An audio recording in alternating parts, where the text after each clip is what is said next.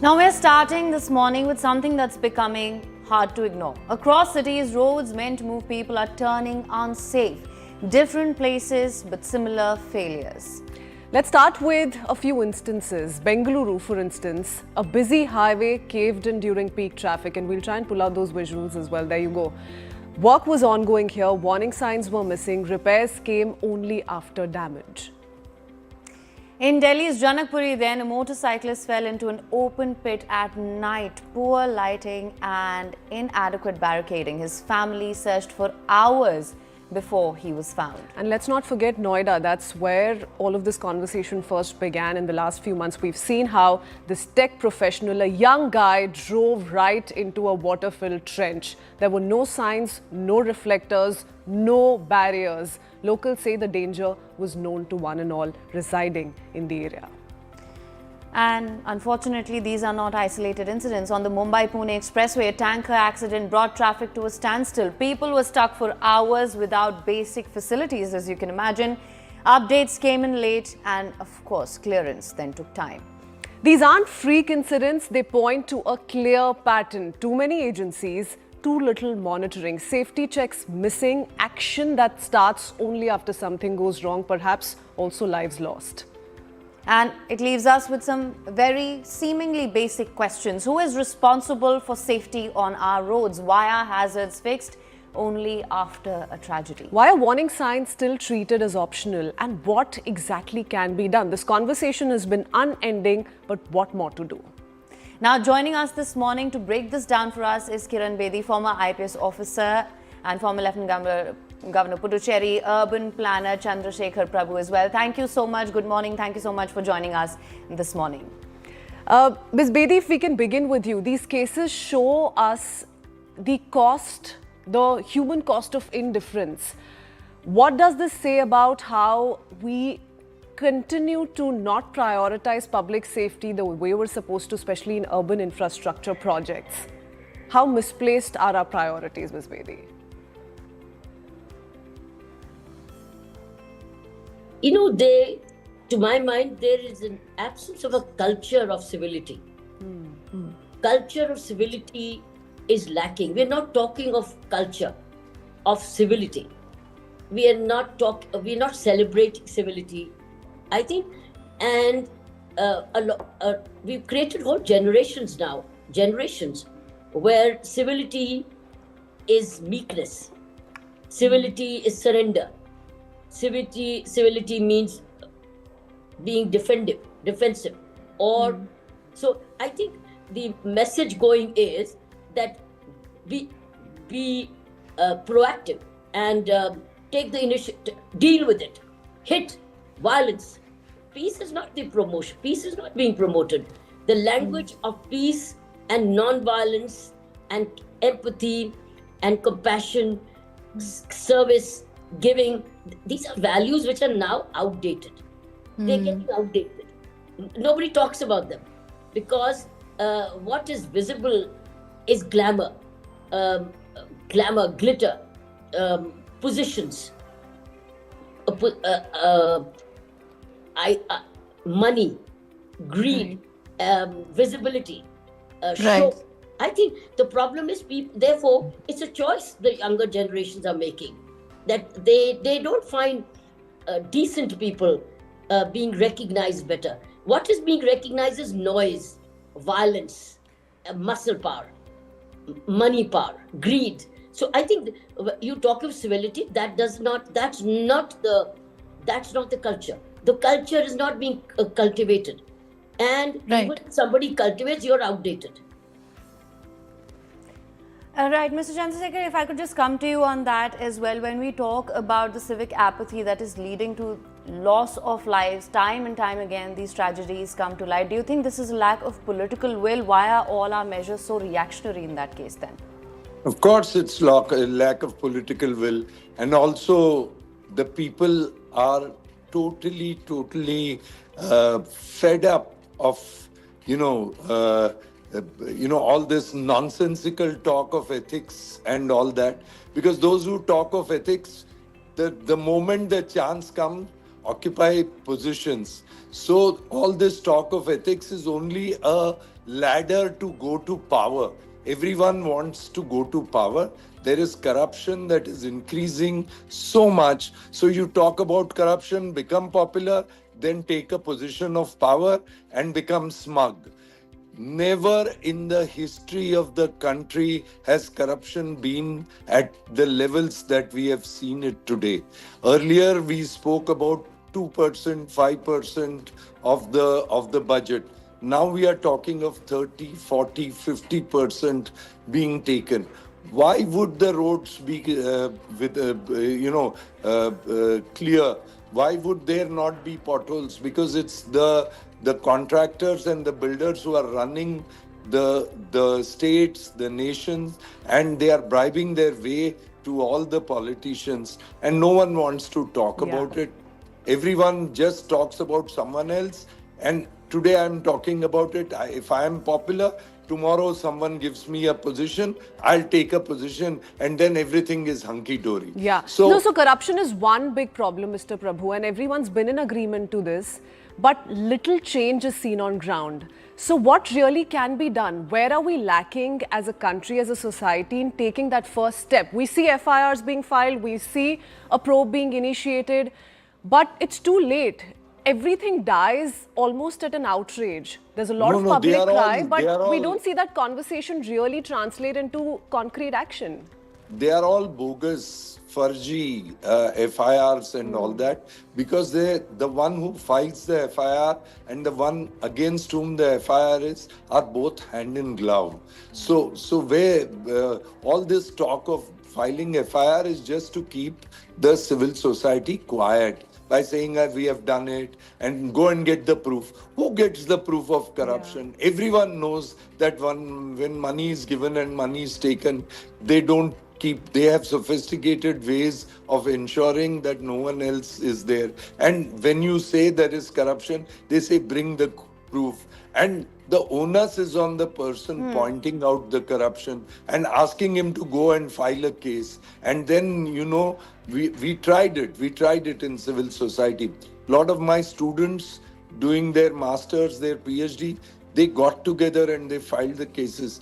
They were physically assaulted on their internet thing. The trolling army trolls people who fight for justice. Yeah. There is the victim's killed, for instance. A lot of family members think twice before pursuing a case legally or taking action because they fear a counter strike by those in power so severely that it's almost unbelievable what's happening on ground. Absolutely, Christine, and of course I want to come to that aspect of this as well, how we can of course ensure immediate relief at least to the families and make reporting easier. Yeah. But before that, Ms. Bedi, if I could come to you now, how can cities perhaps institutionalize real-time monitoring of hazardous sites instead of relying on reactive inspections?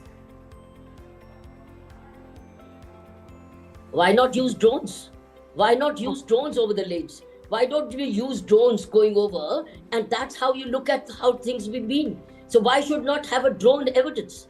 Drone evidence of how the people, and then only it's closed for the. So there has to be a visual supervision. Technology use can be abundantly done by drones. So drone can go over it and to see what is happening.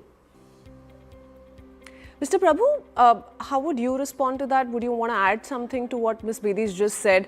Let's not forget the two visually powerful but tragic incidents that have come to light in the recent past. The Noida techie losing his life to an under construction pit, waterlogged pit. It was as is for years, and a lot of residents in the nearby area kept filing complaints one after the other, but nothing was done about it. Similarly, Janakpuri, an under construction area which was actually being worked on by the municipal body, the local body itself. Right, and in that why were there no barriers? Right. No, I agree to that. In Mumbai, we see such accidents almost every day. Now, I'll just give you one example. We are talking of stray 1 or 2 accidents due to the apathy. That's tragic enough. But what about 121 accidents every day in Mumbai's locals just because the locals can't carry enough? and the existing capacity of local.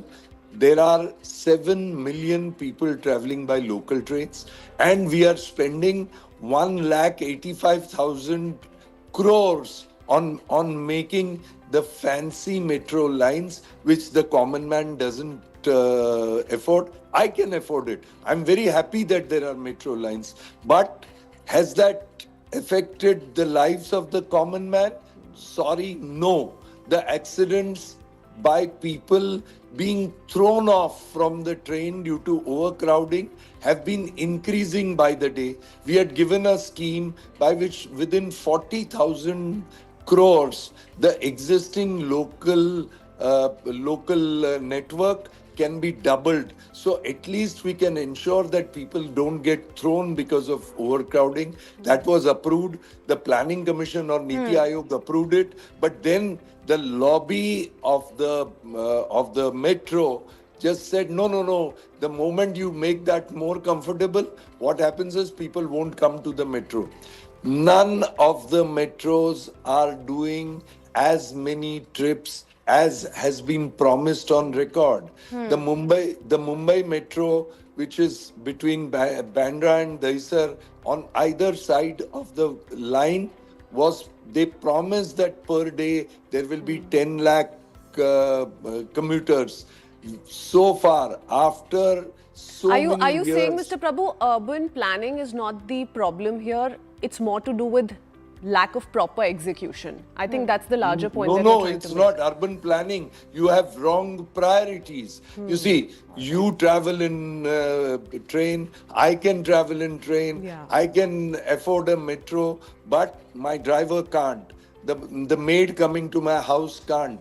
Because even if metro is 60 rupees per one side, two side 120 rupees, 4 members in my maid's family means she has to spend 600 rupees. Her monthly salary doesn't pay for it. So she has to come by train. So she stands a risk of being thrown. So wrong priorities, bad planning. You see, of course, if I have more money, I would have metros. I'm not against metro. I was the biggest proponent of metro. But when the existing lifeline is made easy for people, surplus money must go to metro. But for 1 lakh sure, people Mr. Prabhu, that's a parallel conversation, possibly. Yes, that's an area of concern. Yes, but what do you do when your roads are unsafe? When your daily route of commute is unsafe, and you can fall into a manhole, God knows when. And that's what, Christine, I want to actually Exactly. bring this We'll come conversation back to you, back to something that you were saying earlier as well. When we talk about, Ms. Bedi, and I'm coming to you on this, how can citizens better hold civic bodies and authorities accountable for basic safety measures?